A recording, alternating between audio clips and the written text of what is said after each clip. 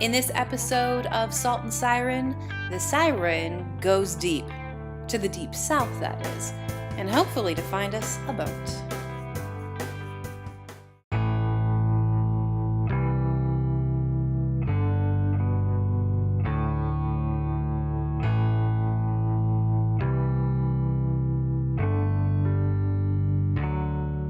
It's 7 o'clock. I think, no, it's actually almost 8 o'clock. I woke up at 6:30 after a night of survival in the car. After I figured out where I should sleep in the car, I tried in the very back, I tried on the back seat, I tried finally in the passenger seat, and I finally got some sleep. So this morning I got online. I find one of my clients is my foreign clients from Ecuador wants to put in an offer for a boat, and it's always complex because working with foreign buyers, they don't always understand, how our system works with the company I work with. And so there's a lot of Google Translate going on because even my Spanish degree cannot help me with that. Yeah. Traveling boat broker. That's what I'm playing right now.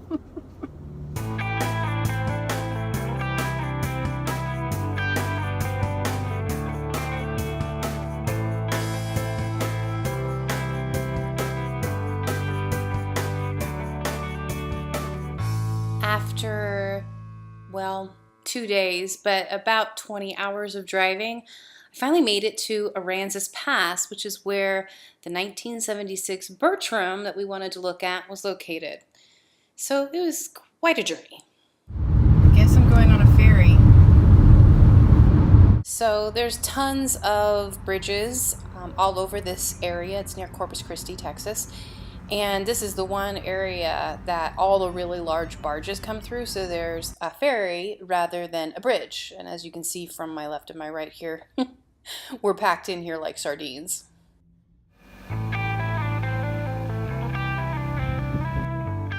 Aw, guys, look how cute this little place is. I'm a long way from home for the next few nights. There you go. That's the tour.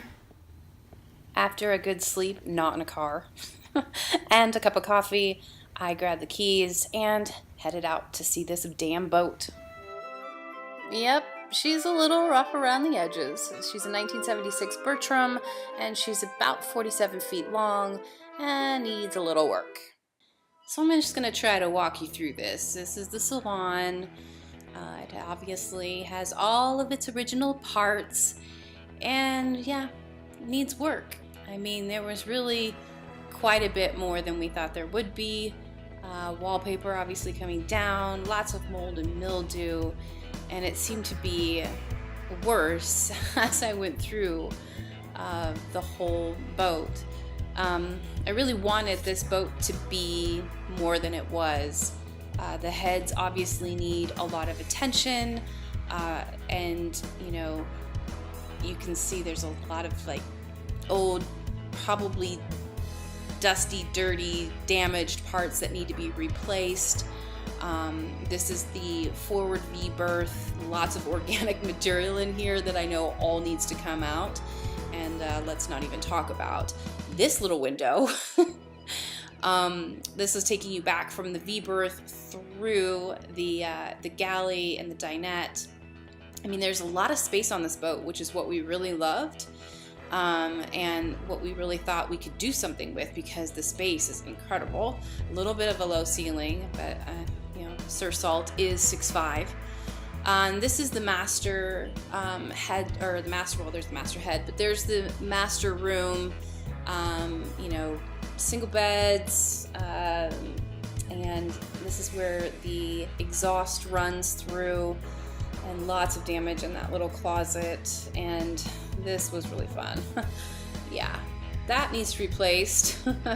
Obviously, that doesn't look like it's ready to roll at all, so that was a bit of disappointment. And here is the master head, again, probably full gut job to say the least. And yeah, it was just really disappointing. I mean, I'm not afraid of any work, nor is Todd, but we just looked at this and thought, wow, this might be a little more than we bargained for. I crawled into the mechanical room. The Detroit diesels sounded really good. They started right up. The problem was when I looked at them, you can see the corrosion.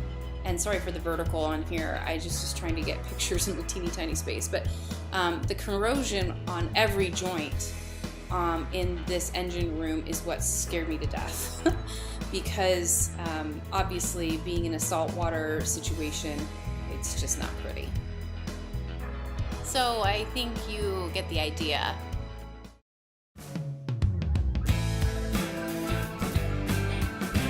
And I think it's because there's this scary part of what this whole thing means, right? Like, this is a great boat.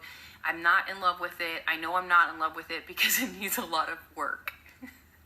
Truth be told. The sweetheart needs a little elbow grease. So I'm just sitting here and I'm contemplating and going, gosh, like I walked in and this boat smells to high heaven because it's like mildewy and moldy. And to be expected, it's a freaking boat, right? Like I don't expect that, but some of the others we've looked at have been in much better condition. So this one doesn't hit you in the feels right from the gate, I guess, is my point. And so I'm not afraid of that kind of work. It's just boats are so different and they bring a lot to a lot of other things to the table.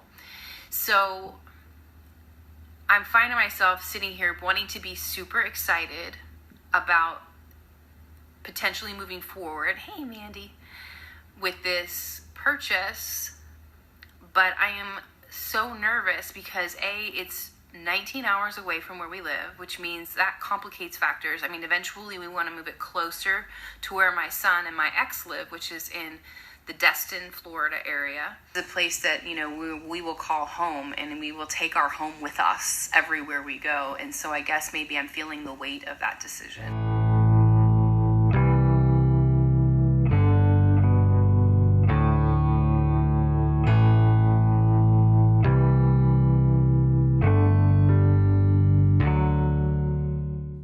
Well, if you haven't guessed, it didn't quite work out. And it was sad because old boats like that really do need to have a rebirth of sorts, need to see their old glory, but this just wasn't our boat, and so I headed home.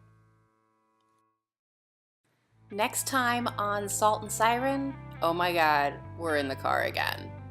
This time I have a co-pilot, and we see something else. To be continued.